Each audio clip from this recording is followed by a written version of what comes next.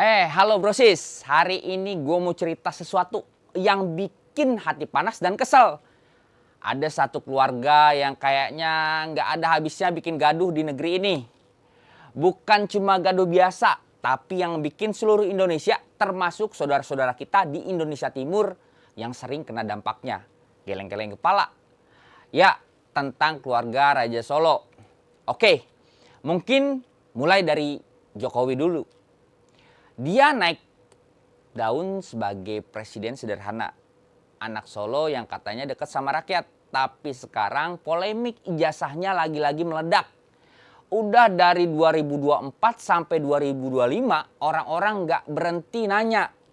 Ijazah sarjananya dari UGM asli apa enggak? Gue baca di berita, Jokowi bahkan dipanggil polisi 2 kali buat nunjukin bukti. Tapi malah minta wartawan matiin kamera dulu. Kayak ngomong, jangan dipoto. Kok aneh gitu bro? Di tengah rakyat ekonomi lesu, rakyat lagi susah bayar cicilan, malah urusan ijazah ini bikin gaduh nasional. Dan yang parah ini nular ke anaknya Gibran. Ijazahnya juga diraguin, sampai ada demo-demo minta dimakjulkan. Keluarga ini kayaknya lagi main tebak-tebakan ijazah. Tapi rakyat yang kena tebakannya. Demokrasi kita dirusak. Nah, ngomongin Gibran, ini yang bikin gue pengen geleng-geleng. Anak sulung Jokowi ini tiba-tiba jadi wapres gara-gara putusan MK yang kontroversial. Paman Gibran sendiri yang jadi ketua MK waktu itu. Nepotisme level dewa. Dulu Jokowi bilang gak cawe-cawe pilpres, sekarang relawannya diajak arahan buat dukung Prabowo Gibran 2 periode. 2 periode, masih ada yang percaya. Di X orang-orang bilang ini dinasti politik yang lagi dibangun.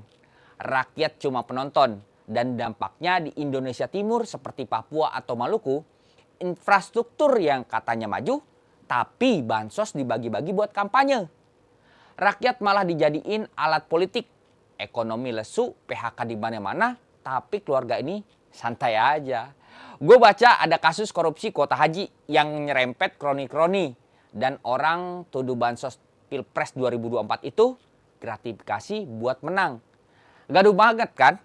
Lanjut ke Kaisang. Anak bungsu. Ini yang bikin gue ngakak getir.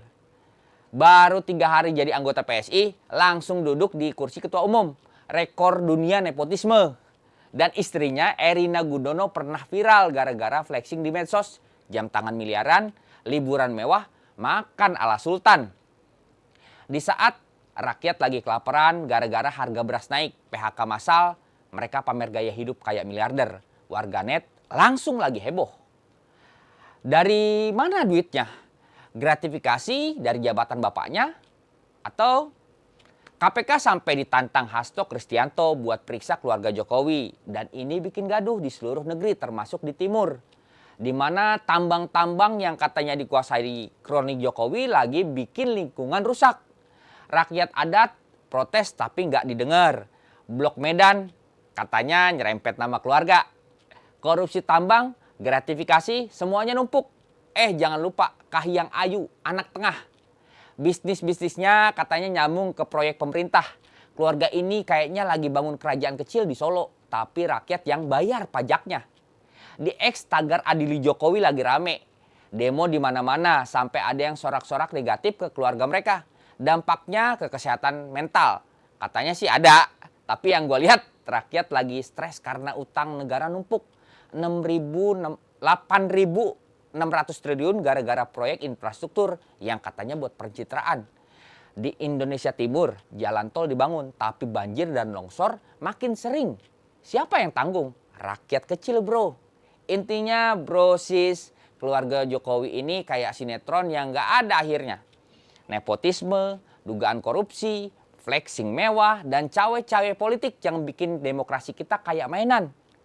Dulu harapan besar, sekarang warisan kemunduran ekonomi lesu. Utang numpuk, rakyat di timur dan barat sama-sama gaduh protes. Gua nggak bilang semua salah, tapi ini bikin kita mikir, kenapa harus gini? Rakyat butuh pemimpin yang beneran buat rakyat, bukan buat keluarga. Nah, apa lo punya cerita serupa? Sampai jumpa santai, tetap jaga hati.